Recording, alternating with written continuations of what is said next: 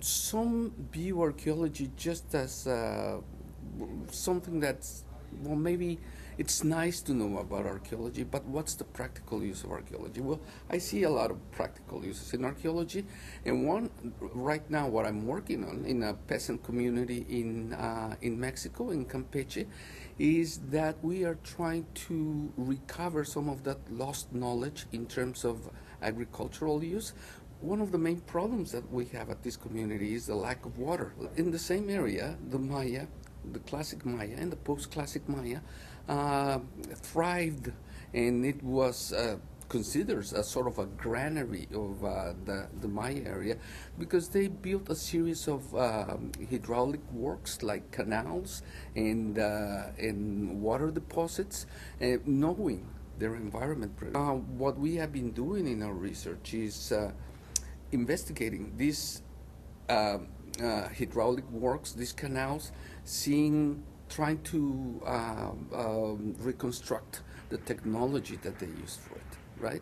And in that way, if we can do this, we can reintroduce this knowledge to the present communities, with the plus that we would promote the use of native plants, native maize, which in a whole, it would create a more stable environment, less aggressive than intensive agriculture.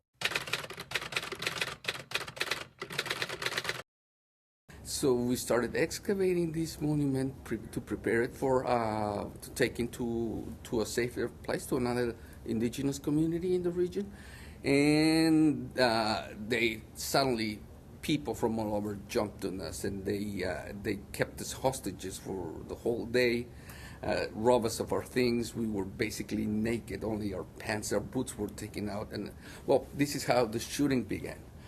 At the end of the day, they let us go, but there was a very bellicose group, a very aggressive group, about 10 people who had guns. And as we were going, our Maya workers were helping us out because we couldn't understand what they were saying. And they said, we better get out of here as soon as possible. So we basically ran to the river, and as we got on the shore, we start hearing noises, screams behind us, and then shooting, bullets flying all over, right? So we got there. They reached. They got where we were, and they made a line, aligned us along the river. So I thought, well, this is it. They're going to shoot us, right?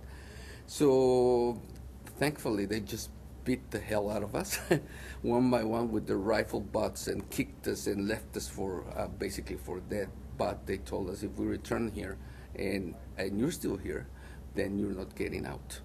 So we decided to jump into the river, which is a very dangerous river. I mean, it wasn't the rainy season then, but it was at least 45 meters from one end to the other, and two of our people didn't know how to swim.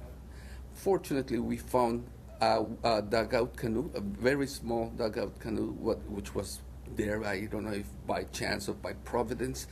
So the two guys that couldn't swim got onto the canoe, and we that could swim would just hang on the side and cross to the other side, and kept as quiet as possible.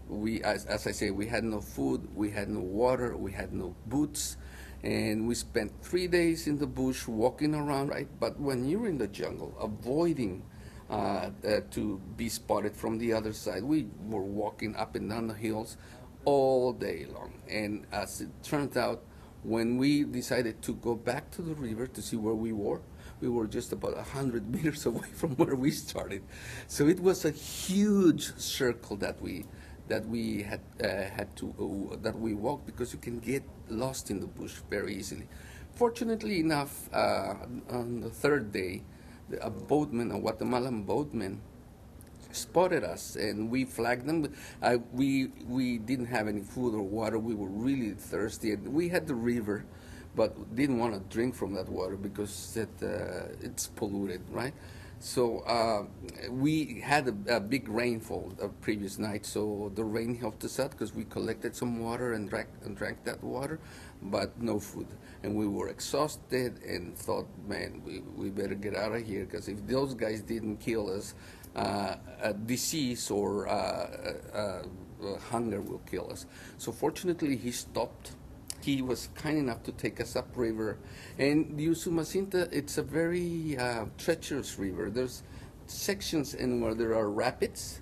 So we were going up one of these sections in the rapids, and the boat hits a rock, and water starts just flowing in.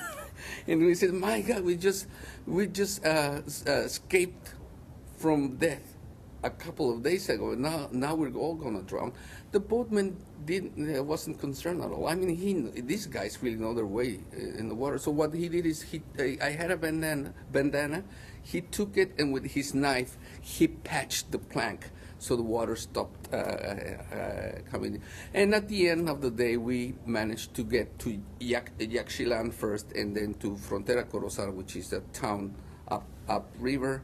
And that was basically the end of the story. But it was a very intense moment.